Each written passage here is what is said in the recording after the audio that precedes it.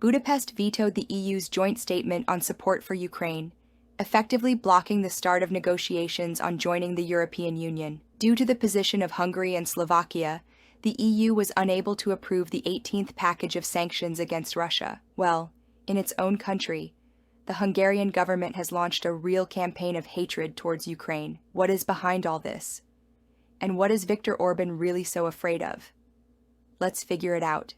On the eve of the EU summit in Brussels, the government of Viktor Orbán announced the results of the so-called national referendum on supporting Ukraine's accession to the European Union. According to their calculations, 2,280,000 people allegedly voted, and 95% of Hungarian citizens do not support Kyiv's European integration. The Ukrainian Foreign Ministry called this action manipulation and anti-Ukrainian hysteria. By the way, in the official letters that Hungarian citizens received along with their ballots, they were directly urged to vote against Ukraine's accession to the EU, saying that it would harm their national interests.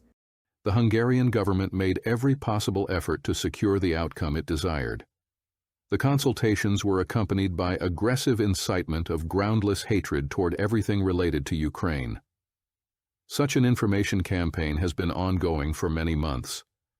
Hungarian officials have been inventing non-existent threats allegedly coming from Ukraine in order to unjustifiably intimidate Hungarian citizens.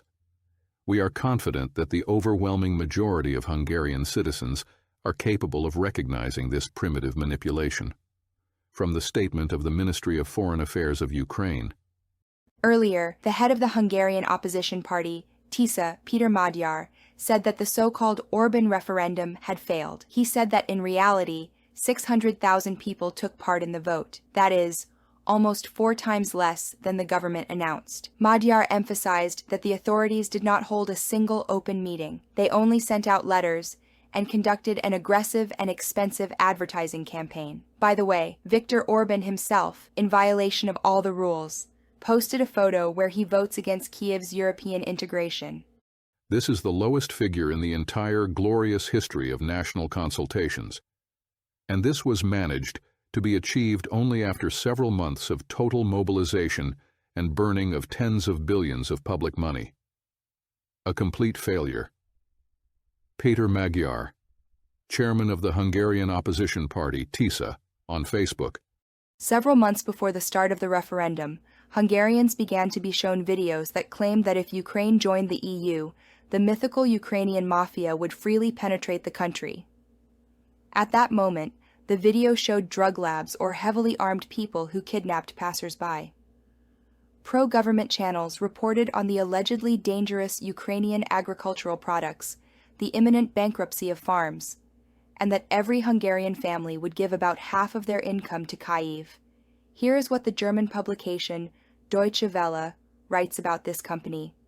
This was not just another of Orbán's many smear and hate campaigns. It was the first campaign directed against an entire country, which was declared a mafia state.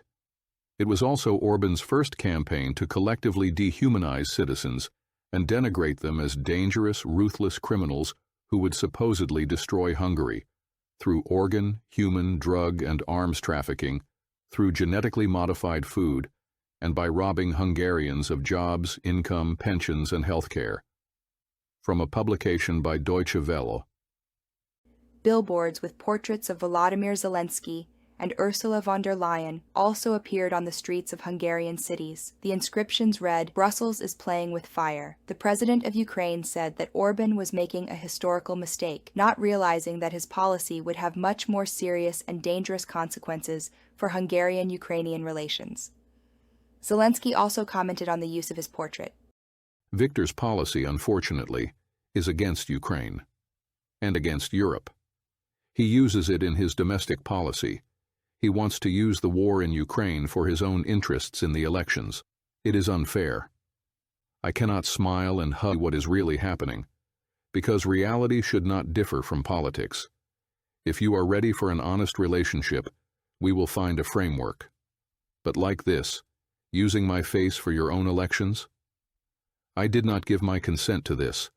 I am the president of another country, Volodymyr Zelensky, president of Ukraine, in an interview with the Valash online portal.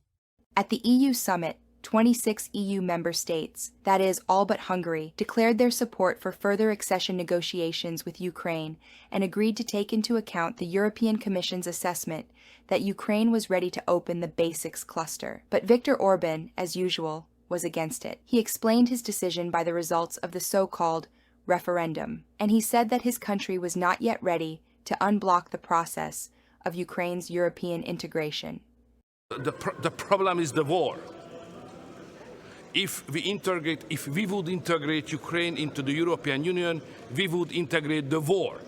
And we would not like to be together in one community with a country who is in war and represent an imminent danger on us.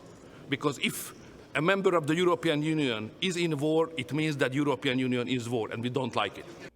In addition, Hungary and Slovakia blocked the 18th package of sanctions against Russia, having put forward a number of their demands for this document. As a result, the EU leaders agreed to extend the sanctions against the aggressor country for another 6 months. But the 18th package was supposed to be a strong blow to Putin's military machine, since its main focus is the energy revenues of the Russian Federation. For many EU officials, Orbán's position was not a surprise. The European Union has been talking for several years about the need to find ways to overcome Budapest's veto, but the necessary mechanism has not been approved.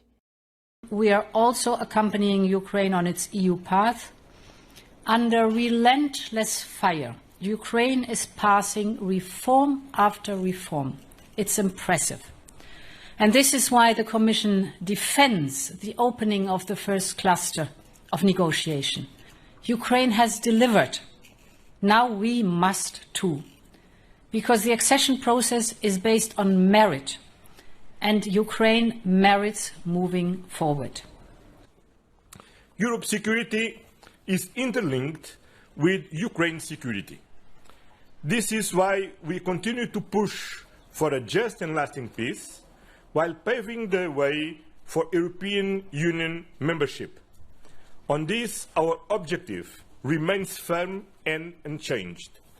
For Orbán, the issue of Ukraine's accession to the EU is also a domestic political one.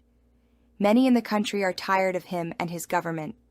Loud corruption scandals have been shaking Hungarian society for the past few years, and Orbán faces a real threat of losing power next spring during the parliamentary elections.